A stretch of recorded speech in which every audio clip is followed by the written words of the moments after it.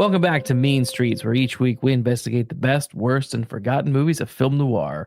I'm Luke Deckard. And I'm Matthew Booth. And today's case is 1987's Lethal Weapon, starring Danny Glover, Mel Gibson, and Gary Busey. Directed by Ricard Donnar and written by Shane Black.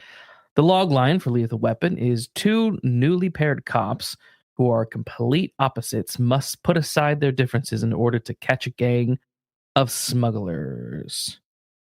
Well, first and foremost, Merry Christmas, Matthew. Merry Christmas, Luke. This is our Christmas special.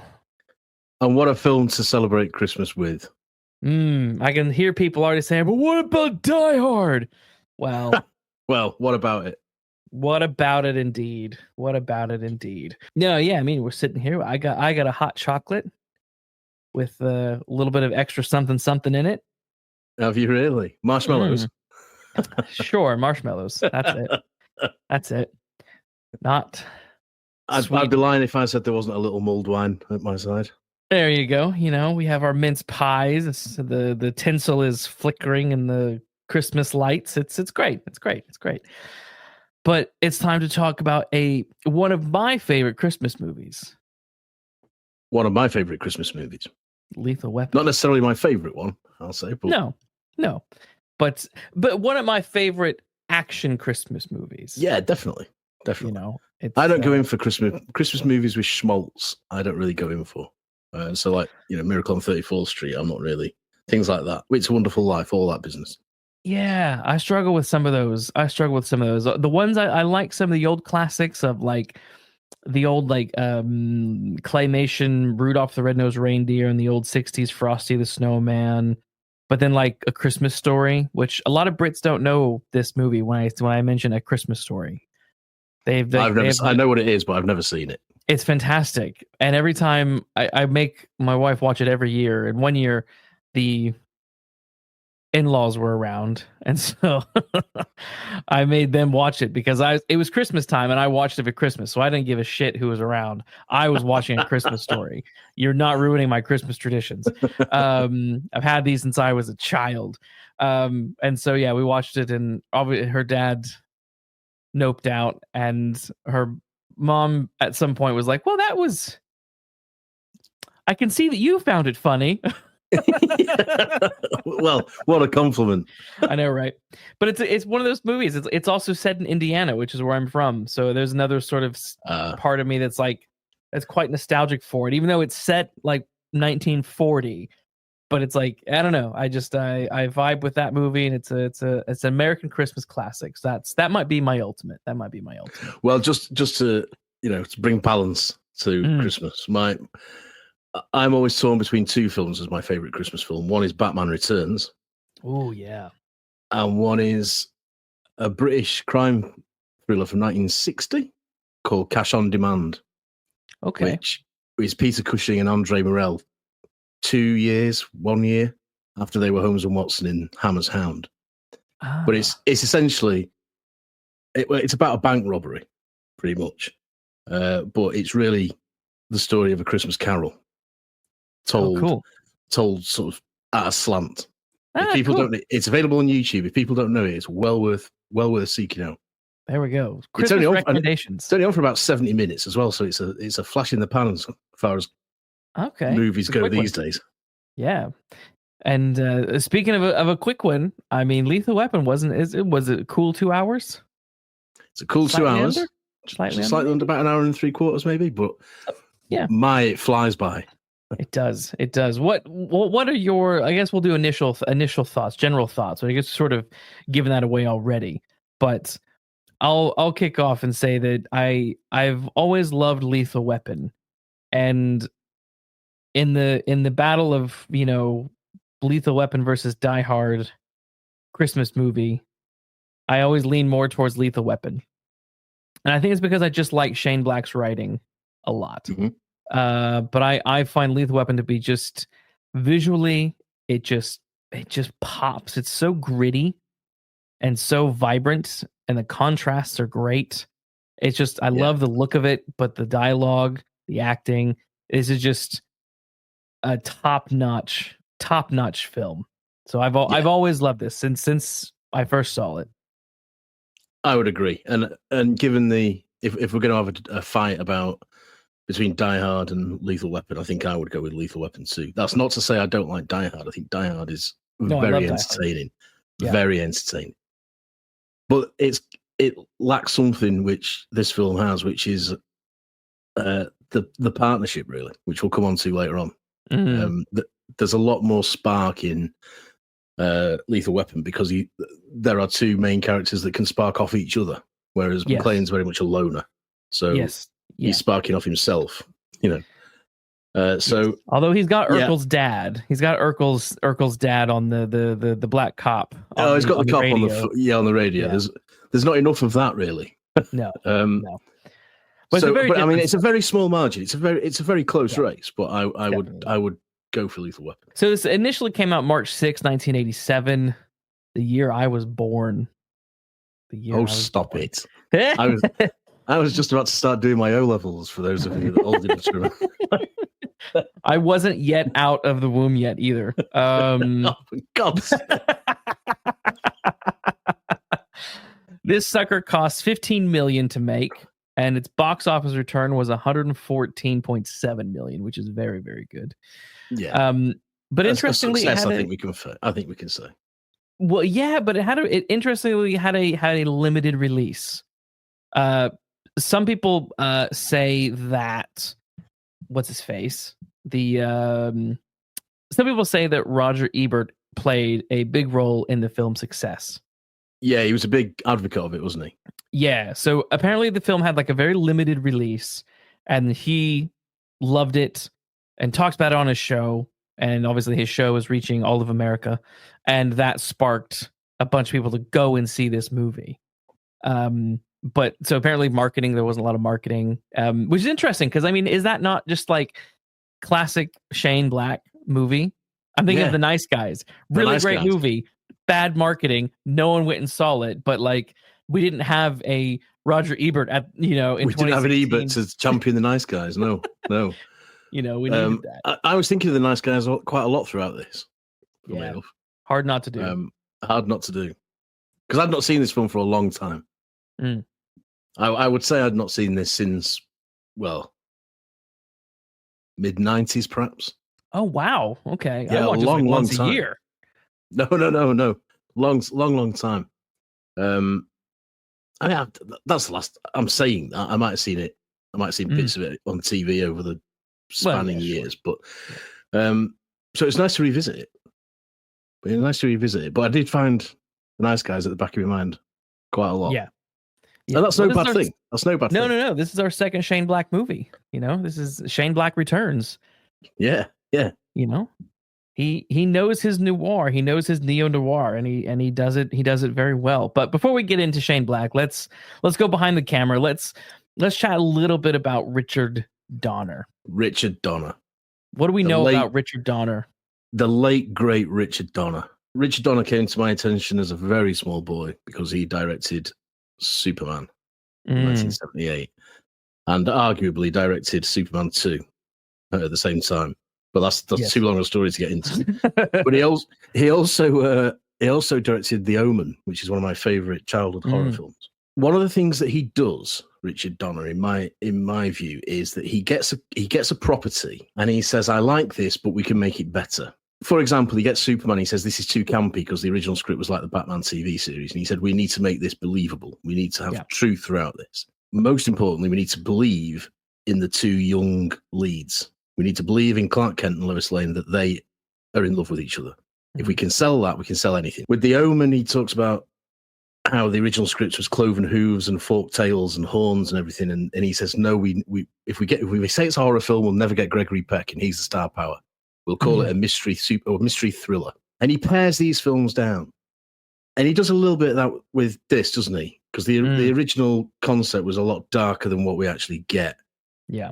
And what Donnar did was say, what really matters here and what people will latch onto is the relationship between the two main characters. And like he did with Lois and Clark, if we get that right, people will fall in love with this film. And it will become something more than an action flick. Yes. It will become, because once you've seen an action flick, you've seen them. We don't go back to things like Raiders of the Lost Ark because of the stunts and the chases and all the rest of it. They're part of it, but we go back because of the relationship. We go back because of the characters. Donnar brings that to Lethal Weapon, I reckon. I'd say so. I think because you mentioned Superman. I mean, one of the things I really like about Donnar's style, the style of his films, I think about Superman. Like he it's blatantly New York, 1970s New York, but it's the way he shoots it again is so gritty and vivid, and there's so much life to his scenes. And again, I was thinking about, I mean, I'm a big fan of The Goonies, which is another film that he directed. That is vibrant and exciting, and but there's also this like wonderful grit to all. There's this wonderful grit and realness to all of his films that I always admire.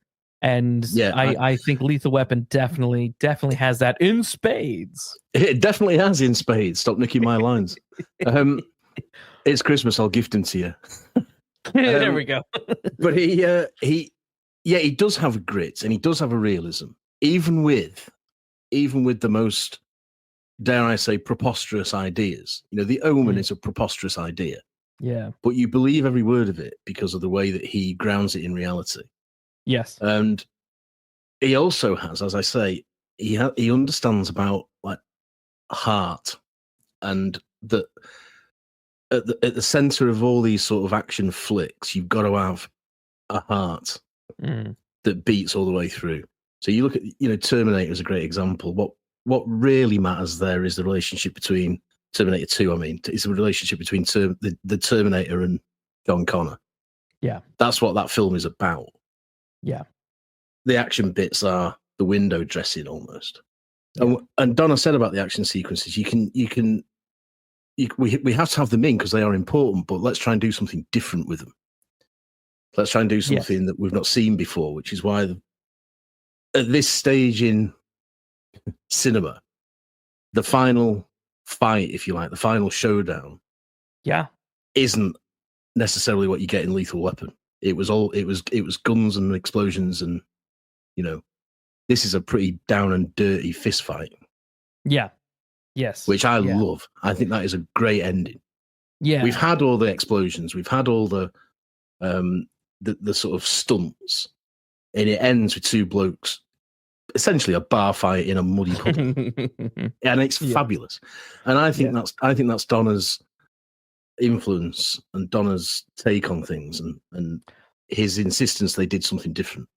Definitely. Donnar talks about making this film, and there's a really good quote where he says, "We were trying to produce good entertainment packed with a lot of action, and from that develop an interesting rapport, a sense of good humor between two people." And I think that's really the heart of it, as you're saying. Like, he really wants you to invest in the odd coupling of Riggs and Murtaugh, and look at their like juxtaposition and how they clash, but then how they come together and build a genuine friendship over the course of these 2 hours. That's right. I would agree. And the idea of an odd couple is a tried and tested one.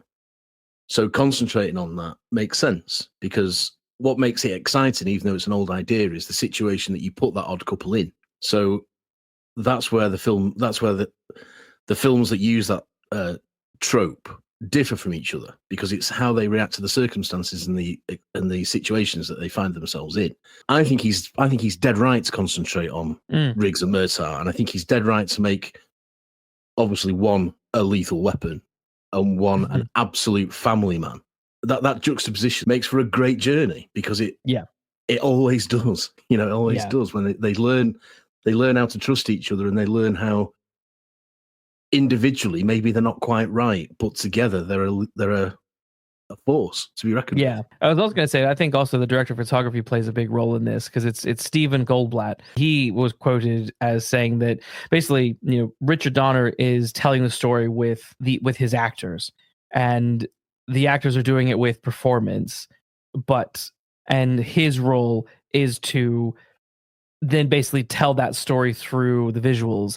So basically you got all these wonderful components of everyone is telling the same story, but through their different medias. You have your actors doing it, you have your director doing it, you have your director of photography trying to capture that in the most compelling way.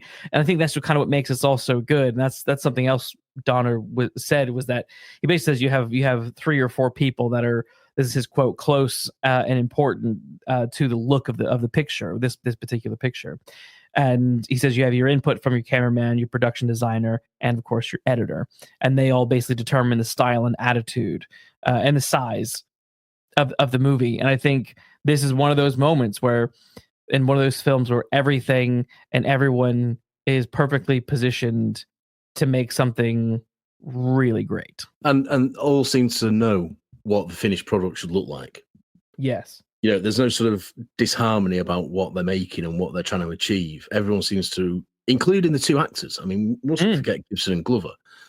They all seem to be in accord with each other as to what it is they're trying to achieve, and it comes off. It works, and it's all about. I mean, everything in life is easy when everyone's getting on, isn't it? So this is a really good example of the cinematic equivalent of that that phenomenon of everyone's, we all want the same thing out of this, so let's make it as good as we can, and they do. They do. But obviously none of this would have happened without Shane Black's script. And so like we said, we're big fans of Shane Black over on Mean Streets. I like Kiss Kiss Bang Bang. I like Lethal Weapon. I like The Nice Guys. I don't like The Predator. but in general, I'm a big Shane Black fan. I like his writing style. I like his wits, his comedy, he's very good at character work. He's very good at creating very unique cinematic characters. And I mean, you could look at Nice Guys and you could look at this and say, oh, well, it's the same odd coupling situation.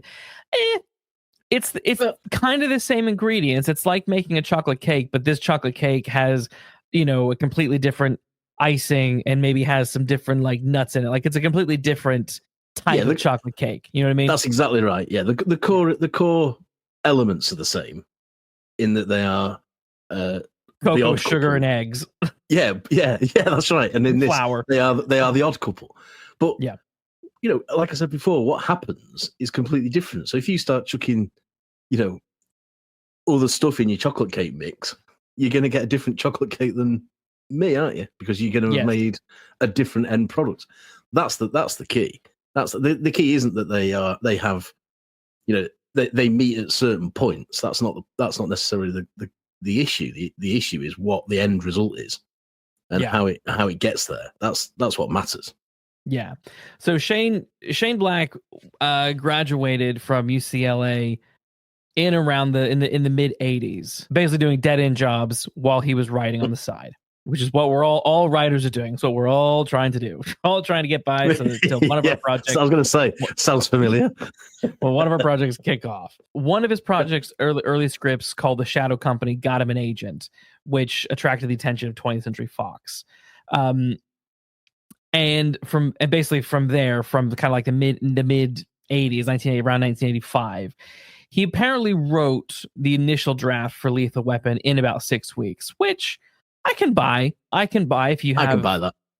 If you're a fast writer and you can get it and you can bust it out, I can buy that. And basically this draft was, it's kind of similar to what the final product is, but the protagonists were your sort of everyman policeman. He wanted to do something about, his quote is basically guys shuffling in a town like Los Angeles, searching for something noble as justice when they're just guys in washed and worn suits seeking a paycheck.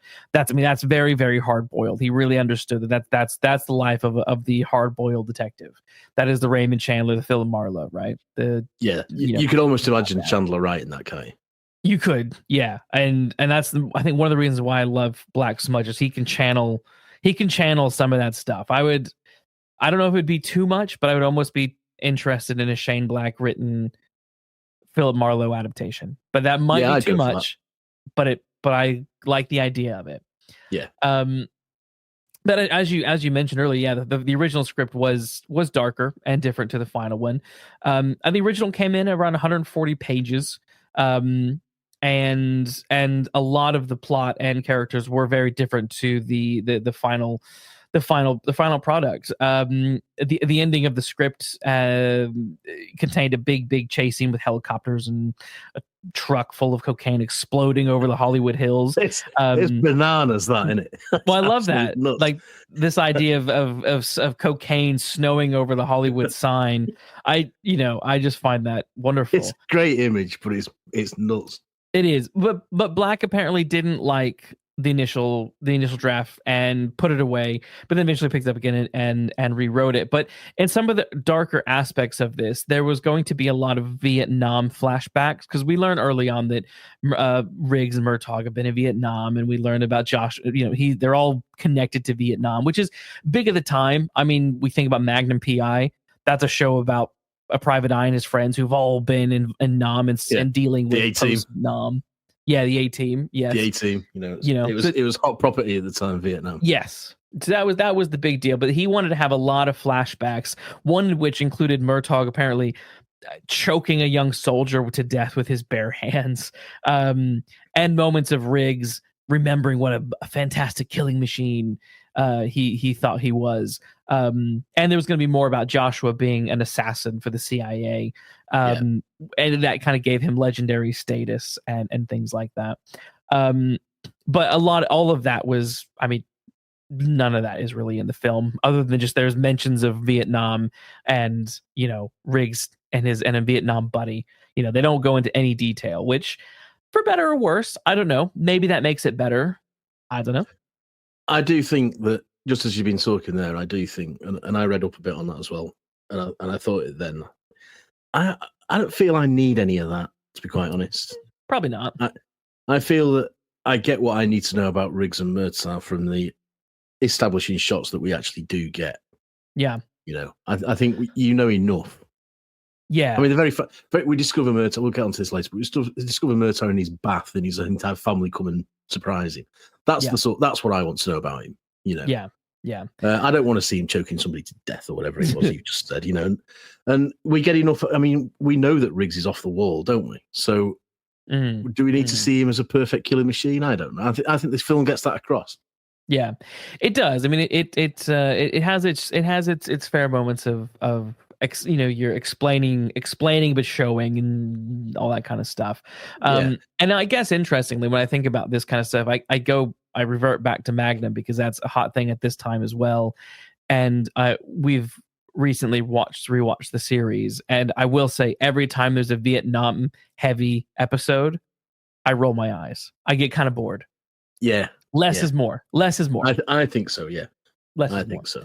Now there were rewrites to this script. So a writer named Jeffrey Boehm was brought on to do uncredited rewrites on Black's script after the complaints of it being too grim.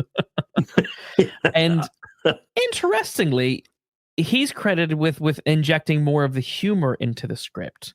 Which, I mean, if you see other Shane Black movies, he's very funny. His scripts are very funny. So I find the Nice Guys is laugh out loud funny. Nice Guys is, Kiss Kiss Bang Bang has moments. Iron Man 3 has moments. Like he's a funny writer. So it's interesting that a lot of the injecting of humor came from this, and maybe he was just being young and serious. Who knows? Well, that's what I took. Maybe he's not. Maybe he's not learned, you want a bit of humour in it? Well, I'll start putting my own humour in it. If you're going to get someone to add it anyway, I might as well start adding my own. Yes. And it was during the rewrite phase that Black asked the producer, Joe Silver, for a small role in Predator. So he has a small role in the film Predator, which is he's one of the commandos. But and which apparently he also did some work on the Predator script uncredited, which is fun. So I think like 1987 he had this film come out, he was in Predator and maybe something else I can't remember. But he had a couple of big things happening for him in 1987. The other thing that's quite fun about Black's writing, and I don't know about you, but he everything is always set at Christmas time.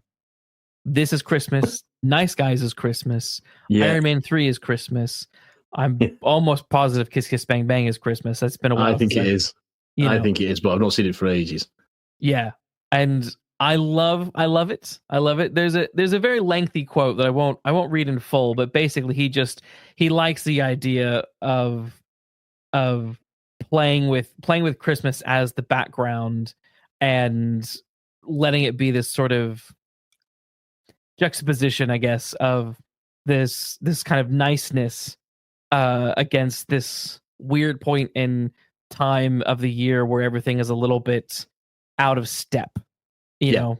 And I like that, and I agree with that, because you think of Christmas as fun and happy. You don't think of it as fun and happy and showering cocaine. No. And bad things don't stop just because it's Christmas. Exactly. So I like the idea of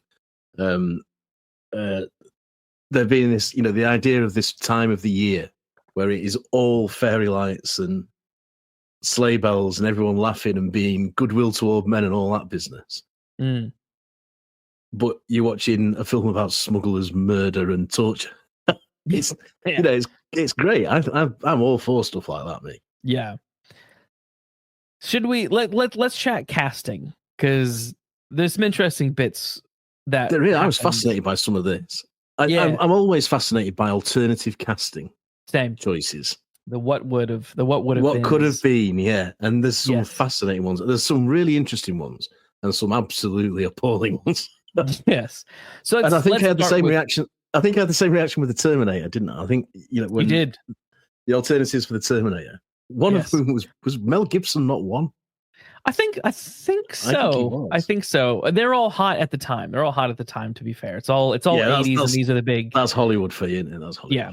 So we'll start with Mel Gibson as Martin Riggs. So this is interesting. Mel turned the role down of starring in The Fly, 1986, and The Untouchables, 1987, in order to do this movie.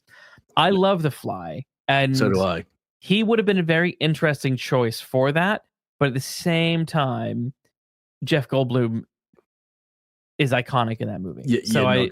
No one's going to convince me Jeff Goldblum's not the right choice for that film. Exactly. Like, he would have been good, but I don't think the film would have been as iconic as it is without Jeff Goldblum. So I'm glad Mel turned that one down. So am I. and of course, Mel and Bruce Willis, should clarify, Bruce Willis, they were both considered for roles in Lethal Weapon and in Die Hard.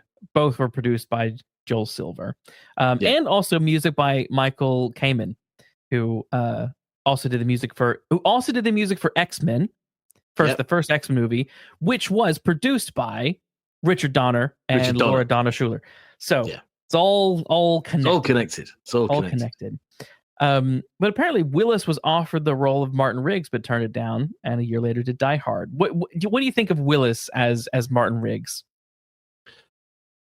It could have been interesting, but I think it would have been too Bruce Willis-y.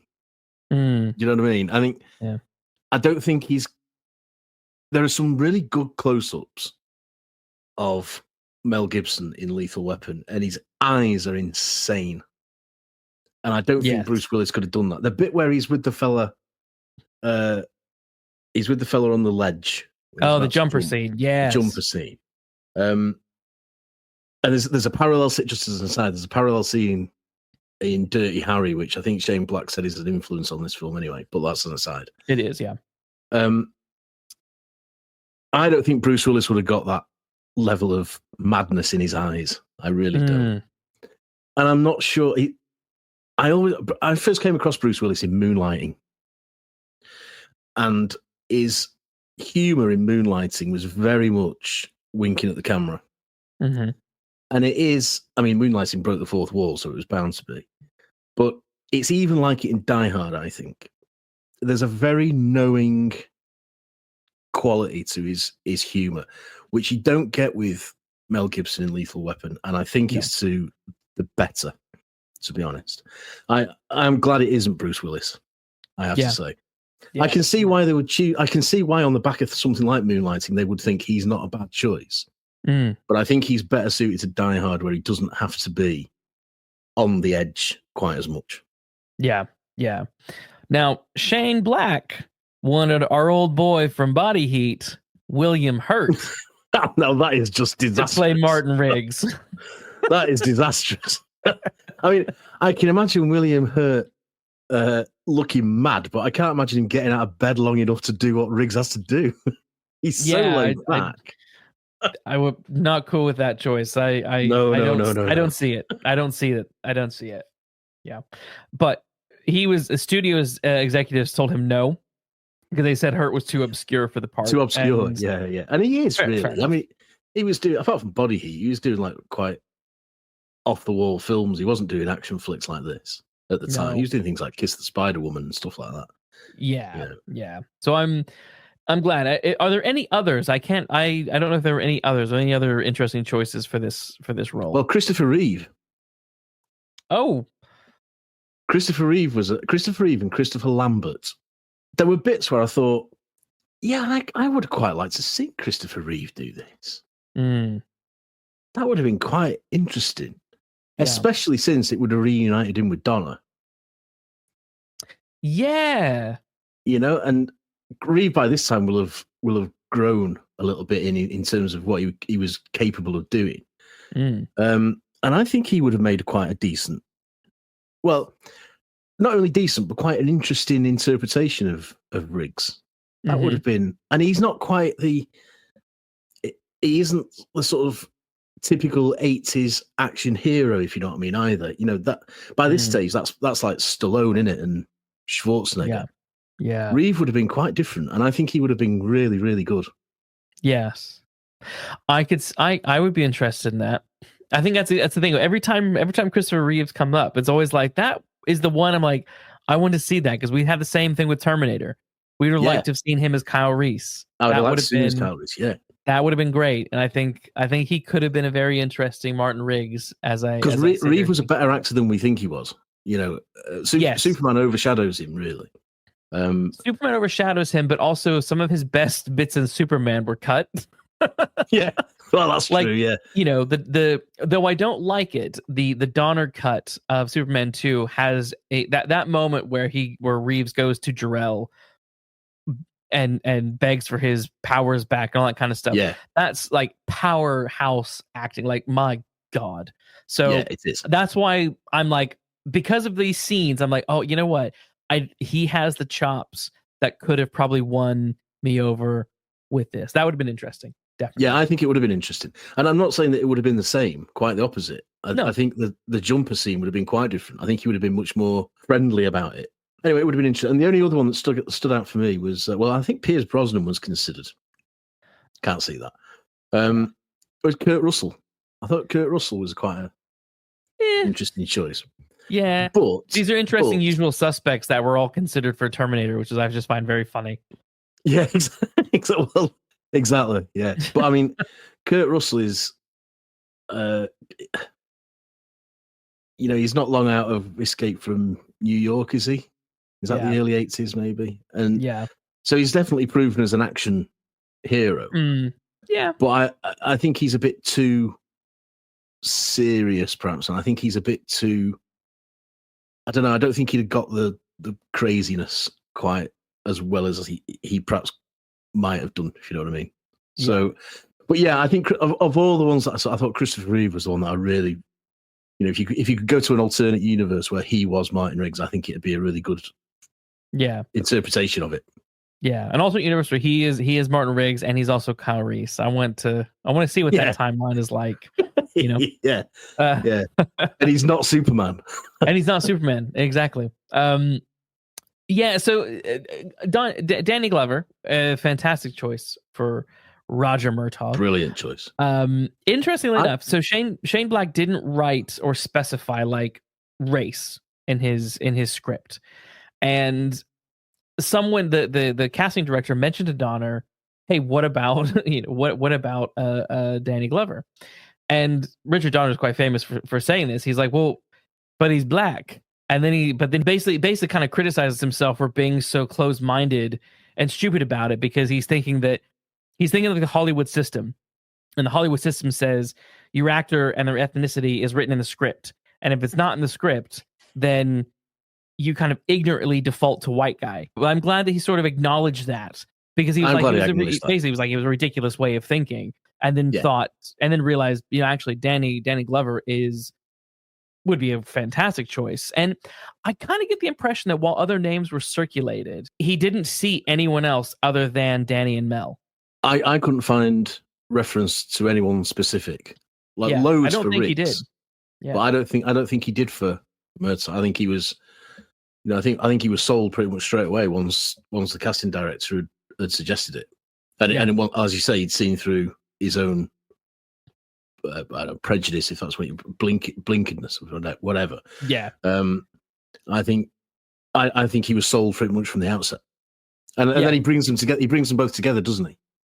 And and they spark off each other so well that that's a done deal. I love Danny Glover in this role. I think he's great in this. I think he's fabulous in this. Yeah, he's fabulous. Yes. And again, he's got the right. He doesn't overdo, and it would be very easy to do this. He doesn't overdo the looks of disbelief at Riggs' insanity. Too old for this shit. And he keeps saying, "I'm too old for this," and that's a great running gag. But he doesn't. It would be so easy for him to overdo the wide-eyed panic, yes, and turn it into something comic. And he doesn't. Yes. He gets the laugh by keeping it under control and letting Gibson go off on one, which is exactly the right thing to do.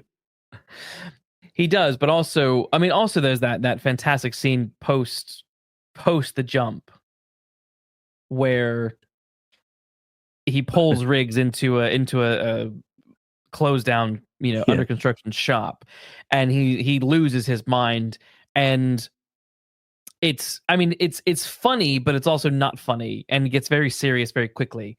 But he does blow his top a few times, but it's never at the expense of the story or at the expense of like the seriousness. It's all quite well managed, I think. Yeah, I think it is. It's brilliant when he drags him into that disused whatever it is and slams the door and it nearly comes off its hinges. Yes. The door doesn't slam. That's what's so great about it. He flings it shut, wanting it to slam, and it's one of those doors that opens both ways, so it just swings through. It's great. Like, that is funny, but you also understand the anger. The anger of it, absolutely. That's a fantastic scene. Should we, before we dive into the story, should we just briefly mention the music? Because I think we should talk just briefly the music. Michael Kamen is the main composer, who is fantastic. But Eric Clapton was also brought in to do the theme for Riggs, which I love the way this music plays. I love the jazzy electric guitar for Riggs. And I love the weepy saxophone, noir saxophone for Murtaugh. Like, it's just, it's in terms of like musical cues for characters, this is just so good. Yeah, it is. It's a really good score, and I was surprised because it's not always the case. I don't think it's particularly dated. No, it's really not. It's excellent music, genuinely good music. Because I don't remember from the last time I saw this film. I didn't remember the score really at all. And when I saw it was Eric Clapton, I did think, oh God, really? Michael Kamen was a welcome name, but I thought we're not going to be overdoing it with Eric Clapton, are we? And in actual fact, no, we're not. It's really good, and it still seems fresh. The whole film still seems fresh, apart from. What dates it for me are the hair, Riggs' hairdo, and some of the costumes, because they are the 80s, But otherwise, this is a pretty timeless film, and the score is part of that. The score is part of that for me. You think of the score for V.I. Wachowski, which is absolutely in the 90s and could never be anywhere else at any other time. This really, could have this score now. To a certain extent, definitely. It's not dated with 80s synthy stuff. I think we critiqued that with the Terminator. I was like, this score is terrible. Like, it's not terrible, but it's dated because of its synthiness.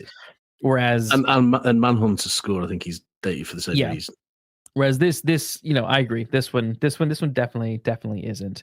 And like you say, perfect for the characters. So the story. Let's dive into the actual story of Lethal Weapon. There's so many. I mean, there are so many like great scenes throughout this. But we should we'll just start with the beginning and then just throw out some of our favorite scenes. I think because there's we could literally talk about every scene because every scene is great in my opinion. But I love the opening. I think the opening it's this interesting shot of this apartment block, and then we zoom in and there's a girl lying in bed naked. Interestingly enough, that take of the girl in bed was a rehearsal take. Was it really? Yes. So they had the helicopter, whatever, flying out there, did the rehearsal take, and caught that moment, and then pulled back. And then Ricard Donnar mentioned something in the commentary where they basically couldn't do the shot again for some reason, but luckily because of this rehearsal take, they actually got a very good shot. Lucky for them. That's fascinating because it's a great opening shot. It's a great opening sequence.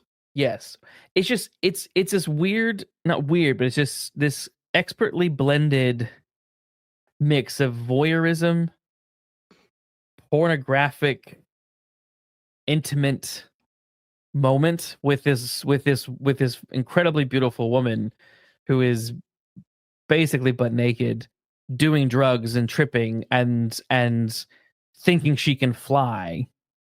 Yeah. And committing suicide.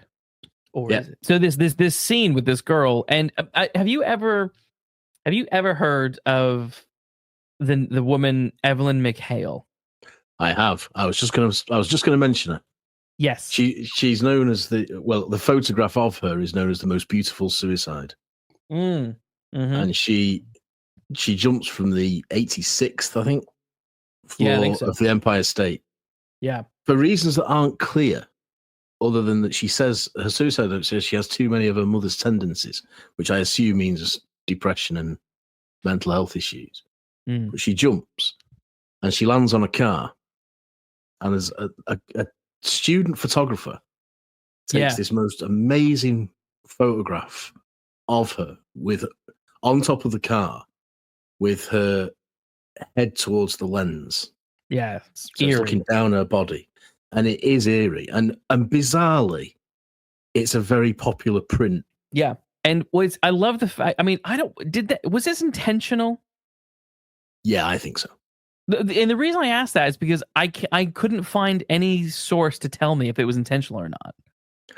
I think, although in the film it's shot from above, and Evelyn McHale she wasn't in her underwear or half naked. She was fully dressed. But apart from the fact that it's shot from above, positioning is about the same. The positioning it's too. I don't know for certain, Luke. Let me say categorically, I do not know for certain. But as we've said before on other episodes, it's too close for it not to be on purpose. Yeah, I feel the same. I think it's got to be. Also, I think it's got to be. Yeah, I'll say also kudos to the actor Jackie Swanson. She performed the fall. Yeah, and I presume you know how it was done. I love how it was done. Tell the audience. This is one of my practical effects and filmmaking. You can't beat it. Mm-mm. So, as I understand it, there's an airbag. Mm-hmm. She jumps onto an airbag, and she does do it herself. She has training from a stuntman, but she does it herself. And you're right, kudos. But there's a life-size painting of the driveway and the traffic, which sort of blends the airbag into the scene, almost like a sort of miniature. Yeah. So what it enables Stuart Baird, who's the editor, to do is she is really falling, and it is really her. She lands on the airbag, but because she's falling onto that airbag, but it's blended into the scene because it's all a big painting, he can keep on her to the very last second. Yeah. Almost to the point of impact, when it then very quickly cuts to the inside of the car and the roof coming in. Yeah. Yeah. Now So that is brilliant. And that is Donnar and Baird at their best. Yes. And it's also that's not to take away from Jackie Swanson, because she's got a damn sight more courage than I have, because I'm not sure I'd make that jump. Well, just it adds to the realism, and this is why I so love practical effects in movies. And I mean, it's one of the things we praise so much about The Fall Guy, was so much of that was practical. Even stuff we thought was fake ended up actually being practical. Yeah. So I love the fact that within Lethal Weapon, it's so much is practical. Mel Gibson is doing a lot of his own stunts in this as well. This is the old Harrison Ford shock. To Donner's shock, yeah. This is the old Harrison Ford thing when he was Indiana Jones, isn't it? Where he says, the audience have to believe this is Indiana Jones hanging off the back of the truck. If it's shot from a distance, they're going to say that's a stuntman. Yeah. If it's shot up close, they're going to say that's Indiana Jones. So you have to do as much of it as you can, as you feel able to do, and as the insurance will allow you to do, I think he says. So you're right. It just adds a whole load of truth to the story. Yes. Verisimilitude, as Richard Donnar called it on Superman. Yes. Now, I love our introductions for Murtaugh and Riggs. I'm not going to lie. I do find it very weird that his whole family bursts in on him while he's in the bath. So do I. And I wouldn't, if it were me, I would not be happy. Yeah, no. I'd be like, what the F are you doing? Get out. I am naked. There is not enough bubbles in this bath. But whatever. And also, that bath doesn't look big enough to hold all of Danny Glover anyway. No, it doesn't. Jeez, no. But I do like the bit in that moment where his daughter says, "Oh, the beard is making you look old," and then the next scene, shaved, yeah, loved it. Yeah. I love. But of course, he's playing a lot younger. He's playing a lot older than he actually was. Danny Glover. 10 years. That's not that bad. 10 years. Listen, Luke. When you get to my age, every year counts. Well, I think of shows. My 60 is a long way away. It's true. No, I take your point, but I think of sometimes like shows like I used to watch Smallville, and the guy playing Clark Kent, who was meant to be like a 15-year-old kid, was played by a 25-year-old, right? It looks more obvious then. It looks more so obvious for him, it being 40, pretending to be 50 with a little bit of fake gray, it worked. Absolutely, it works. Definitely works. But yeah, I like the shaving of the beard. Yeah, he also put so much old acting into his demeanor, like the way he is so exhausted when he's exerting himself and running and kind of hunched and limping. Like he does do a very, very good job of he's not playing someone who's like necessarily out of shape. He's just playing that I'm getting old and I just can't do this. He's not Tom Cruise, you know what I mean? Yeah, he's starting to feel it in places that he never used to feel it, sort of thing. Like when they jump into the swimming pool together to get that bloke who's fallen onto the plastic sheeting. When he's pulling himself out of that pool, he looks knackered. He looks absolutely exhausted. He is. Yeah. So it is in the performance. It's definitely. But yeah, shaving the beard, that's a nice little touch. Yeah, that's a nice little touch. That then is paid off. He obviously listens to what she says, and it's paid off later on. And with the whole family thing is for one of the rare occasions I don't roll my eyes at a happy family scenario in a movie. No. I mean, this is. It's not overdone. It's not schmaltzy. No, I love the family angle with this. I think it works so well because of the dichotomy between Riggs and Murtaugh. So I love the fact that Danny Glover just has a nice, loving family with your typical kids going through their typical kid problems and feelings and emotions, and it just feels authentic. Like even Riggs's, or not Riggs, even Murtaugh's house is like under construction. Yeah. And I love that because growing up, my parents' house was always under construction. There was always some room and thing that was being redone and fixed and stuff. Something was always being done. And he hasn't got time to finish it. That sort of stuff. Yes. Exactly. And I love that level of authenticity to it. I think it adds to the film's charm because, like, okay, he is just a guy doing a job and trying to do a good job, but also just wants to retire and have Looking his to, boat. yeah, absolutely. It's this. He's he's in the same position that Somerset is in Seven. Morgan Freeman in Seven. Yes. But he's got the happy family as well. I get the impression that Morgan Freeman in Seven hasn't got that. He's just going to go home to himself. But it's that same sort of vibe. I just want a nice few years of easy stuff so that I can come home to this for the rest of my life. Yes. This and then wholesome family, and then in walks Riggs.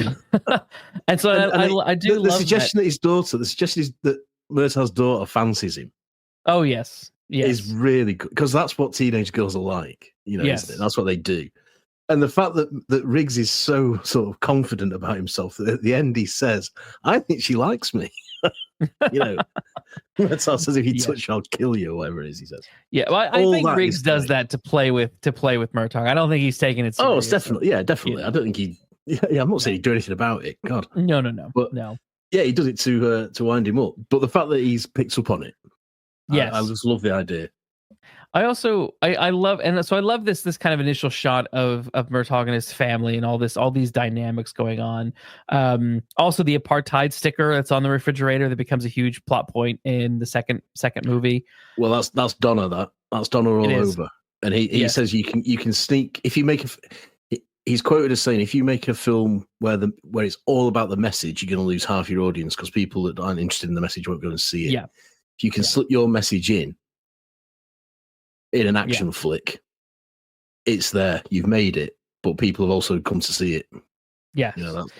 So I agree. I love that. But I also so then I love that we swap to Riggs, and he's just on this stanky camper van, and he's alone, and he's drinking beer for breakfast. And apparently, according to Donnar, people were more shocked and appalled by Mel Gibson's ass shot than they were of the naked woman who commits suicide. Well, I mean, that's ridiculous, isn't it? It's like, okay, interesting. This is the 80s. Interesting. I guess. It was okay. It was okay to see a woman fully naked, but God forbid you should see a man in the same state. Exactly. Now, the drugs bust scene. There's something about this scene that is just so perfectly executed, and it tells you everything you really need to know about Riggs. Right? He's funny, he's witty, but he's effing crazy, or is he crazy? Nuts. Or is he? Yeah. He's got a death wish.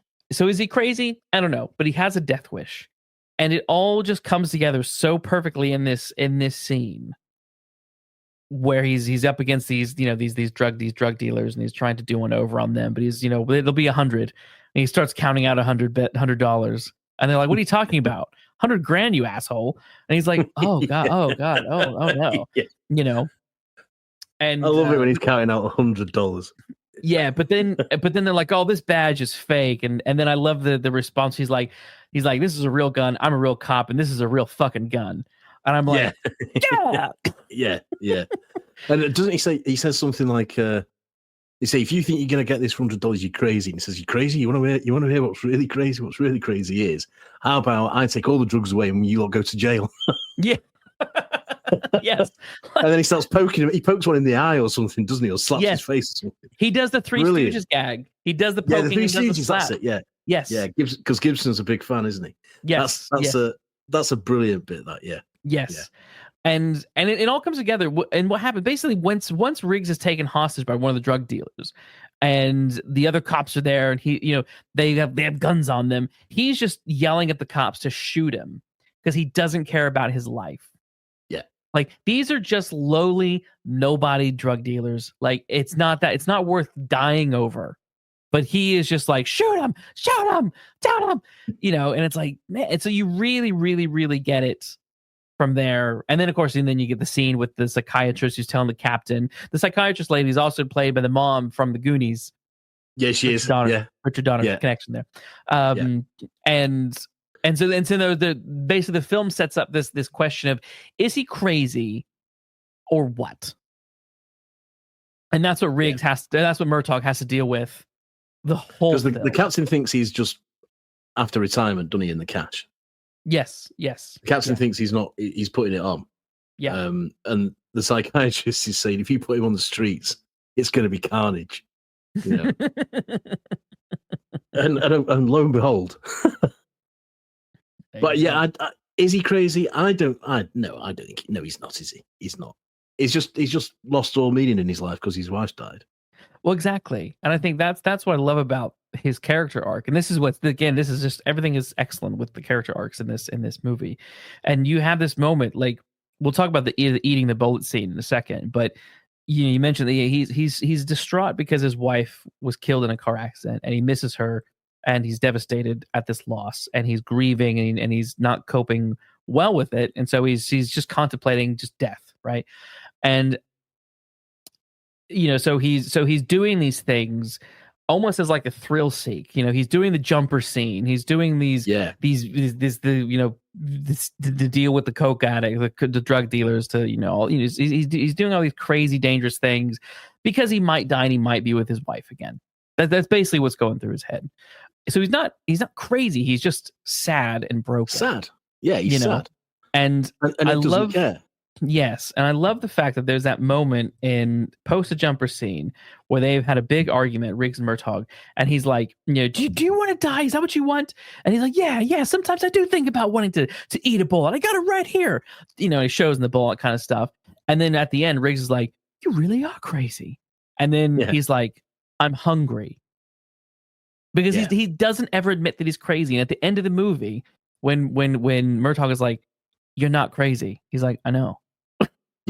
Yeah, absolutely. Yeah, and absolutely. I love that. I love the way the film plays with that relationship and that back and forth between him the whole time of what is his problem, and it just slowly evolves over the course of this narrative that just perfectly. Yeah, and of course he comes to realize that there is something worth living for. That's the other side of his arc. And he gives him the bullet. He gives Riggs the bullet almost for Christmas, doesn't he? Christmas, yeah. I love that. And, I love that. And he says to the daughter, he'll know what it means. Yes. Which is a great. It's just a brilliant ending. It's a brilliant ending because they're friends now. They're friends because they're friends. So he's found something not to replace the wife. That's not the right way of putting it, but something that he can believe in again. So. He's not crazy. I don't think you can seriously argue that he is. I think he's just grieving. Yeah. And because he's in a violent job, and I think he's probably a bit trigger happy, like Dirty Harry is. But because he's in a violent job and he does violent things, he has to deal with violent things. His grief comes out in a violent way. But it is great when he slaps the cuffs on the jumper. He says, "Yes." If you're going, I'm coming too, and then it's murder. Then you're a cop killer. And then he says, actually, no. He says, forget it. Let's just go. And he jumps. And I was thinking, the only thing about that jumper scene is the jumper blind? Yeah, well, yeah. Can the jumper not see that they've set up a massive cushion? Come on. That's the only thing. That is probably my only real critique of this movie is that one scene. Because I don't buy that he didn't see them blowing up that thing. It's absolutely. That's not playing fair with the audience. That's the one thing this film does that I'm like, I don't like. I have a similar one with Dirty Harry, because again, it's taken from a Dirty Harry segment in the first Dirty Harry film. Yeah. And I think to myself, because what he essentially insults the jumper, Dirty Harry, so that he turns on him. When he's turned his back on the street, Harry grabs him. And I thought, what if his palms are a bit sweaty and you don't actually get a proper hold of him and he goes? How good is this plan, Harry? Yes. And I had some similar thoughts with Riggs, thinking, now come on. Yeah. But it is a again, it's the close up of Mel Gibson's eyes. Yes. That totally sell it. Totally sell it. There is that point about the blow up payoff, but yeah. What goes before is so good. Yeah, speaking of Mel Gibson's eyes, we should talk about the bullet eating scene. That to me is such a powerful scene in this movie, and it almost like it's so deep and emotional and moving that it almost doesn't. I don't mean this in a negative way, but it's almost like it doesn't deserve to be in this kind of film. If you know what I mean. I know what you mean by that. Yeah. It's a terrific scene in a terrific movie, but it's like it's basically the audience is getting so much for this, so much bang for their buck. Like there's really deep, serious stuff happening in this kind of quasi action comedy.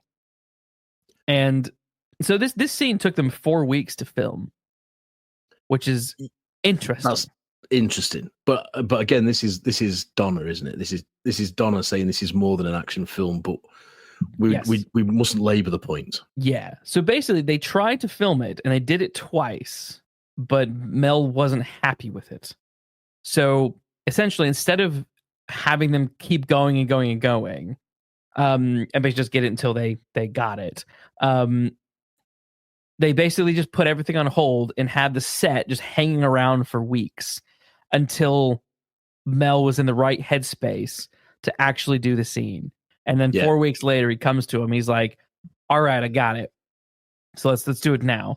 And the only people that were in the room when he actually filmed the scene, the one that you watch in the film, it's just the DP, it's Mel, and it's Donnar, and those are the only people in it. That's in the room while he's filming this scene. And of course, it's not everyone, but a lot of people know that he actually put the bullet in the gun. Now it's a blank. The bullet's a blank. But if that still happened to go off, there's a high probability you would still die. Yeah, it will still cause damage. So still dangerous, still very, very, very dangerous. You don't mess around with blanks. So no, he is taking a gamble with this, definitely. Yes. Now, I don't know about you, but the scene just again, this is one of those like interesting moments where this scene is played against. Mel is contemplating suicide. He's got his gun. He's got his bullet in the gun. He's putting it to his head. He's putting it into his mouth. His eyes are telling it. Mel Gibson's eyes do so much in this movie. And this is why sometimes when I think about the other actors, so much is happening with Mel's eyes. He's such a, he tells you so much just with what he's doing. For example, like the torture scene towards the end of the movie with Joshua is like electrocuting him. Like, he's like, just watching the way his eyes move and the way his mouth twitches, and there's so much going on. I love it. And you feel the pain. You feel decades worth of pain. You feel war pain, job pain, and loss of love pain, and just wanting to escape it all at the same time as well. Yeah, all at the same time. It is brilliant, and it's proof that some of these movie stars don't get enough credit for when they are this good. Yes. It's easy to write off a movie star, especially a handsome movie star who's on the rise, as being just a movie star. Yeah. And I'm not sure we have too many of them now that are movie stars, but also superb actors. And this proves what Mel Gibson can do.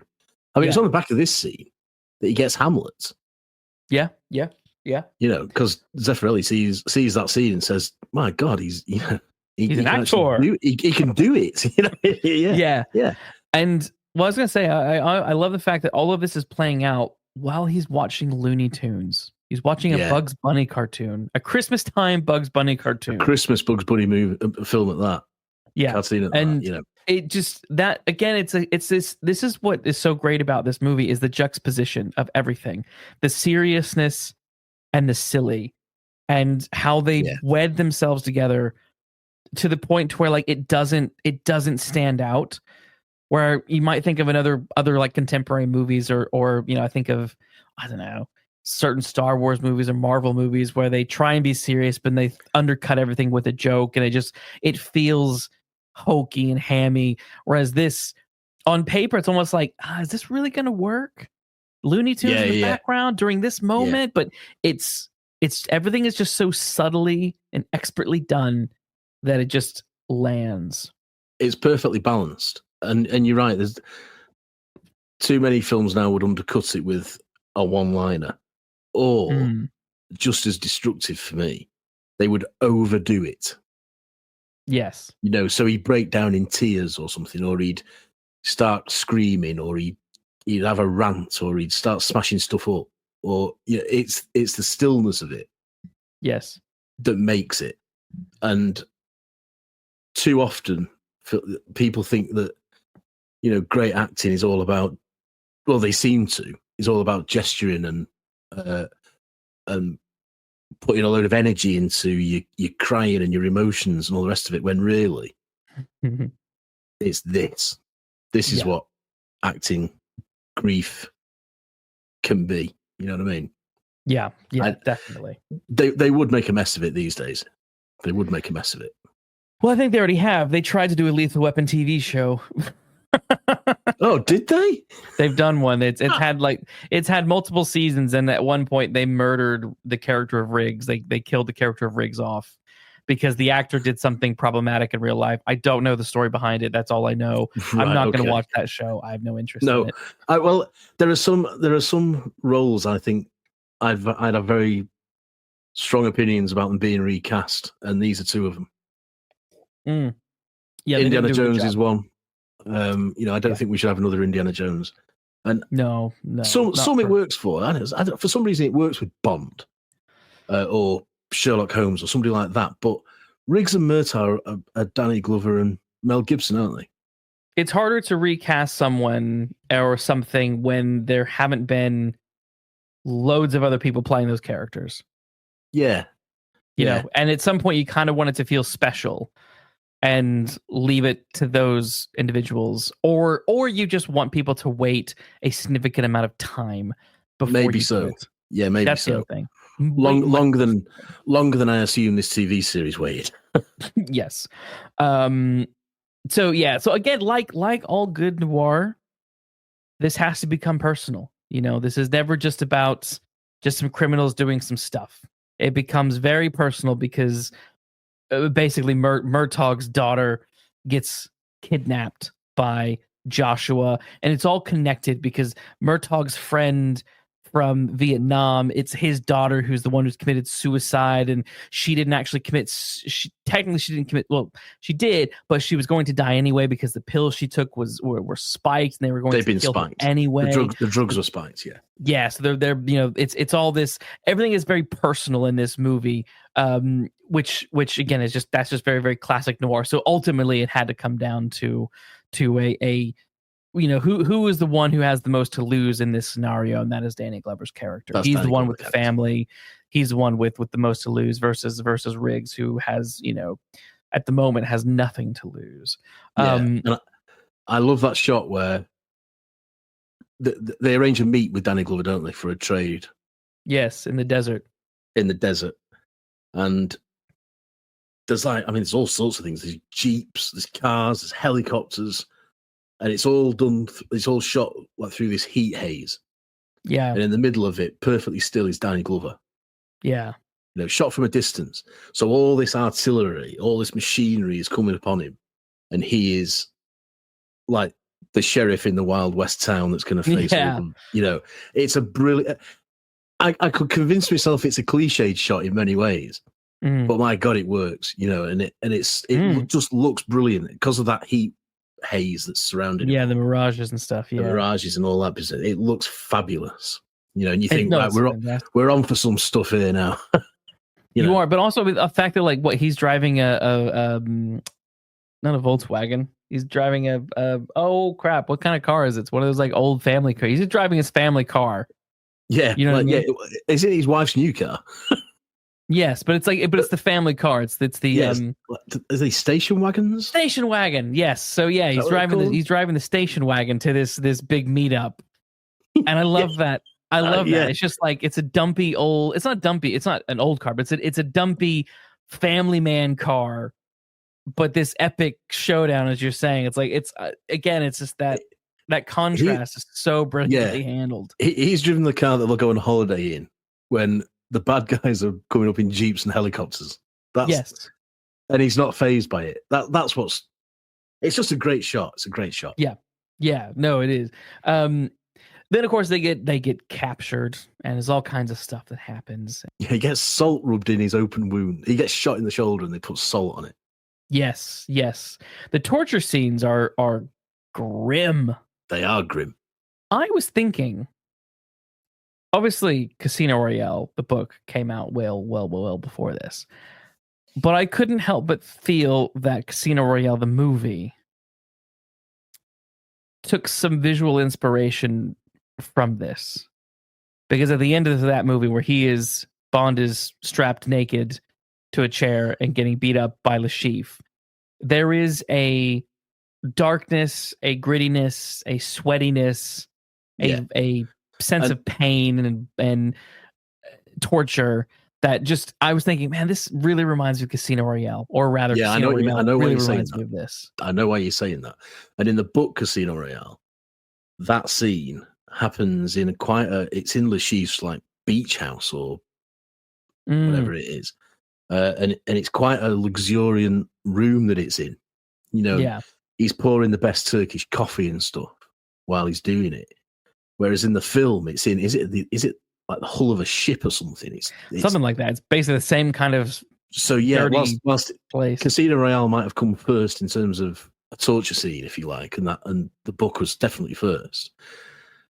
The film, I can't imagine the film taking something from this, because they are shot. There's just little shafts of light coming in, you know. And whilst not naked, Gibson is pretty much naked. Yeah, and I can, you know, there's a reason why they've not done it in a comfortable apartment like it is in the book. They've moved it to an abandoned ship. Maybe these days we think torture can't happen in nice, luxurious surroundings. I don't know, but I can see why you're saying it. I can see why you're saying it, because Bond got some influence from this. I think. Yeah, I do, and they are pretty gruesome. You know, I mean, it's all very well Ricard Donnar saying it's a bit dark, this script, we should lighten it up a bit. He manages to keep some pretty dark stuff in there. Well, it makes you wonder how dark was the original script. yeah, that's the thing, because this moment is definitely the darkest that the film gets, but it is violent. It's the pain is that kind of pain where even though you're not experiencing it and you're watching it and you know that it's fake, you still clench up. Yeah, absolutely. Absolutely. And I also wondered that, I can't remember which one it is, you'll be able to tell me, but Riggs gets out of Riggs is suspended by his arms. Yes. And he gets out of it by wrapping his legs around. He suddenly, like, hoists himself crunches, up. Yeah. Hoists himself up. What he does is wrap his legs around his torturer's neck, essentially. But there is a Mission Impossible film, isn't there, where Ethan Hunt does something similar, because they're beating up a woman, and he hoists himself up that girder.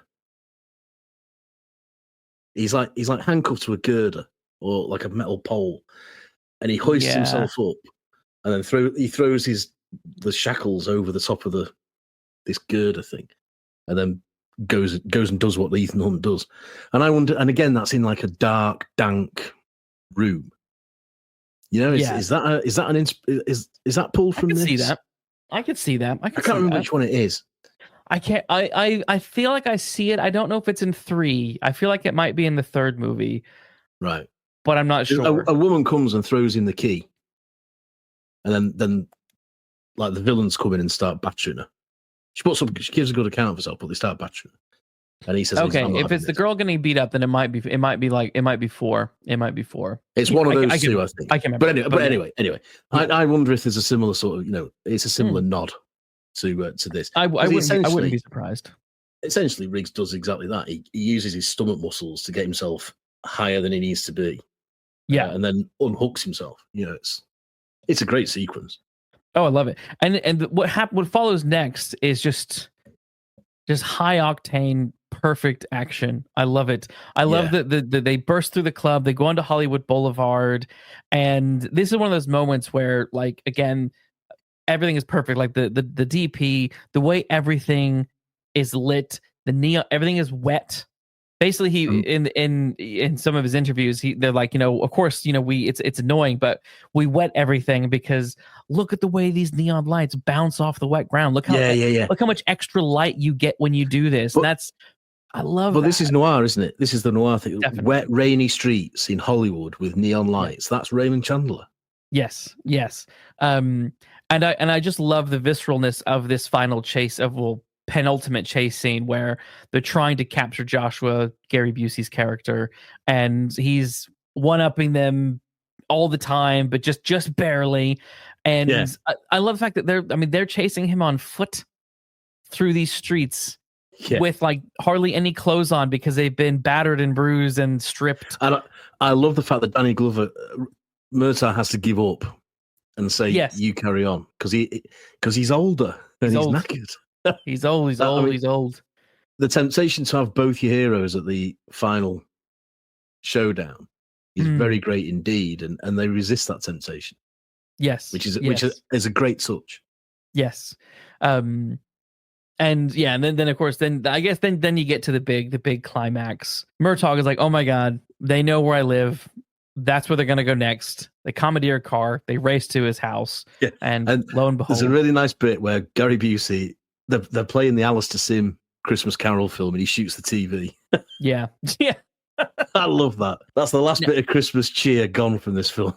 I know, right?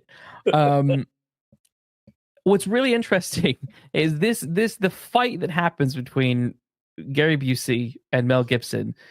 They spent like, I want to say like 4 weeks or something like that choreographing a whole fight.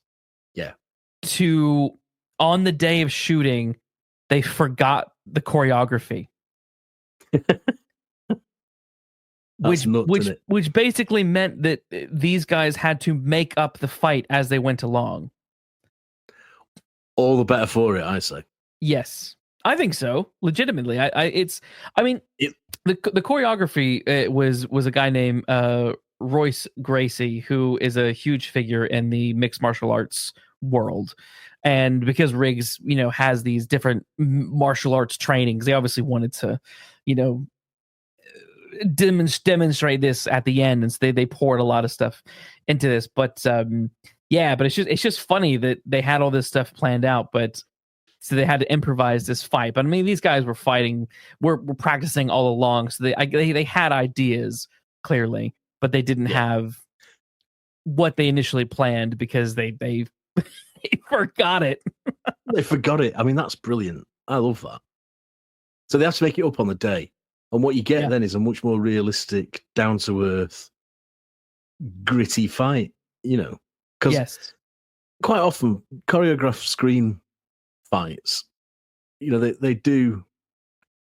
the risk of looking fake, don't they? They run the risk of looking choreographed if you're not careful.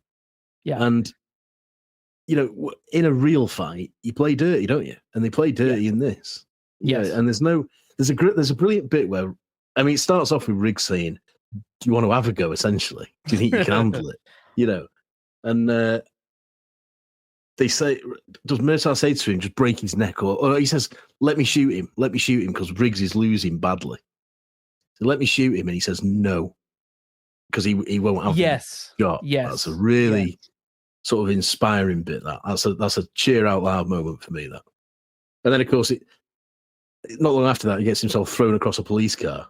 And he still doesn't give up, and that sort of determination and toughness, that's what you want a noir hero to be, isn't it? Oh my God, absolutely. That's where Riggs starts to really come into his own for me. Right in the last few, he stops being the 80s action figure, and he becomes a determined, courageous man. Yes, because he's not just this isn't about Death Wish for him anymore. Now this is about protecting his friend and his friend's family. Yeah, and that's what he's standing in between. Yeah. And I love that. And it's brilliant, and that's the end of his journey. Then that's the end of his journey. And that's when I think that's the minute he says to Murtaugh, "No, don't take him out," is when I think he really, he knows now that he's got something to live for. This is what he might have been conscious of it when he saves Murtaugh and the daughter in the nightclub, but this is where it really solidifies in his mind that he's got something to live for, and it's his friend. Yeah, really, definitely. really good. Goosebump moment. I mean, I will. My only critique, my only note is maybe the fight goes on a hair too long. Well, it went on even longer originally. Yes, they cut bits out. Yeah, I know what you mean. It could end a couple of minutes before it does. Yeah, I get it. They're trying to get the most out of it. That's fine, but it goes on a little bit too long, and I think because we didn't see very much mixed martial arts much in the earlier moments of the film, it does feel just a little bit like cheesy 80s. We got to throw in some martial arts. Yeah, a bit. So, and if we're nitpicking like this, after what Riggs has been through when he's suspended up on that hook, and he's run through halfway across Hollywood, wherever it is, and he's been blown up. He's only in a shirt and he's only in a pair of pants by this time, pair of trousers by this time. Yeah. Is he going to be up to it? That's a bit movie hero-ish. Yeah. Yeah. Philip Marlowe wouldn't be able to do it, would he? No. But these are quibbles. These are quibbles because you've got to invest in the sort of film that this is portraying itself as. For all the heart and the seriousness and the acting that we talked about, this is with its heart on its sleeve, an 80s action flick, and it delivers. It delivers on that as well. Yes. Now we should probably mention a little bit about Gary Busey. He was at like a career downturn at this point. This film sort of revived his career.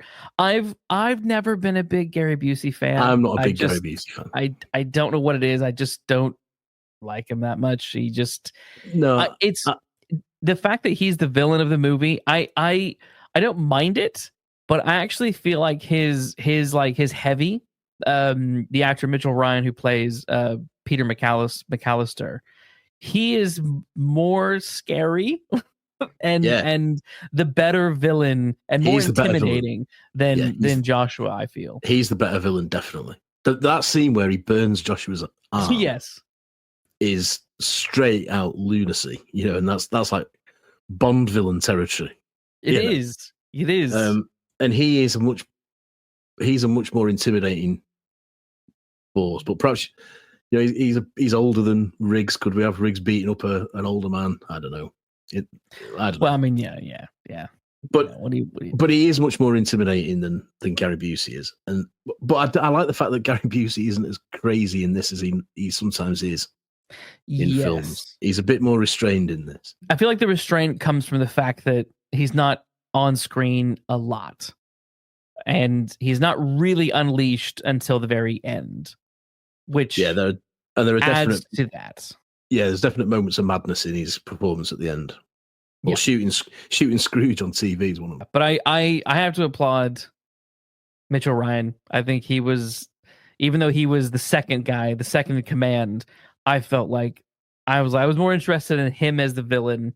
Me too. Than I was as. And I think he was. But these are minor quibbles because overall this is a cracker, a Christmas cracker at that. It is a Christmas cracker. It's so, we've said this before, but it's so wonderfully noir. It's neo-noir. It's so wonderfully neo-noir. It captures Riggs and Murtaugh are almost like the two halves of Philip Marlowe. You have the obviously they're both on the side of justice, but it's like you have the sour, depressed side. But then you just got but then you also have the guy who just wants to have a happy life but can't, and it's like they took both of these personalities that are meshed into Marlowe and just pulled them apart and made them two individuals, and those two sides are fighting with each other throughout the whole. That psychology is fighting with each other throughout the whole piece. Which is done remarkably well. It is, and again, down to the direction and the performances, all that, because I believe in both of them as human beings. Yes. And I believe in both of them in terms of their backstories and what and their current stories. Yes. And Gibson does a great job because Riggs could easily be a caricature, and he isn't, because Gibson is so good in that role. The bullet scene in particular, but also the bit when he's at his wife's grave at the end. Yes. When that's when we know he's come to terms with it. you know, and he's ready to move on. And it's in the rain as it should be. You know, a scene like that, it should be in the rain. Yes. And he's very still in that as well. He's very collected and very sort of weighty with gravitas, you know, and it works. It works. And then he goes off and he's wisecracking about eating Christmas dinner with Murtaugh and his daughter fancying him and stuff. Yeah. That's a 3-dimensional character for me. That works very well. I do love that final moment after Riggs hands the bullet to Murtaugh's daughter and he goes to leave and then Murtaugh comes out and he's like, Riggs, like kind of like whispering like a giddy little boy. Like a kid, yeah. You know? Like, where you going? Where you going, buddy? Where you going? Yeah. Come in. Play. And of course he then says, oh great, well let's eat then. Which is a hark back to I'm hungry. You know. Yes. This time he wants to eat wholesome American Christmas dry food. Turkey. Yeah. Yeah. Absolutely. Instead of a bullet, you know. Yes. So there's a nice little payoff at the end there. There is. So I love this film. I think it is. I love this film. I think it's a fantastic movie. I think as neo-noirs go, this one is up there as easily one of the best. Easily, yeah. And I like the fact that it keeps its noir sensibilities, even though it's set in contemporary times. You know, so it's not neo-noir in the sense that sort of Chinatown is or anything like that. It's bang up to date at the time it was made, but it knows where its roots are and it addresses them. Brilliant piece of filmmaking. Definitely. So I guess on that note, we should rate it. So, as everyone knows, we rate all of our films out of 5 Falcons, 1 being the worst, 5 being the best. What would you rate Lethal Weapon at? Well, it's a 4.5, isn't it? It's fair. That's fair. I think it's a solid 4.5. Just a few things. The gripes that we've said during the course of the episode just shave a bit off. But all in all, I'd love to give it a 5. Shall I give it a 5? No, I'm going to stick with 4.5. 4.5. All right. I'll let you. I'm going to be a bit more. I'm going to be a bit more generous, and I'm going to give it a 4.9. You know, I have a few complaints, but they are so minuscule compared to the entertainment that you get from this film. The message and the heart behind this film is so well done and so investing that it's, you know, these my little gripes are just little gripes. You know, this is one of the best action films of the 80s. One of the best neo-noir films. It's hard. One of the best action comedy films ever. It's just it never disappoints, and it's always fun to watch. And that wraps up our investigation. Thanks for listening. We'll be back next week with another case. In the meantime, please like and subscribe, and be sure to take care walking down those mean streets.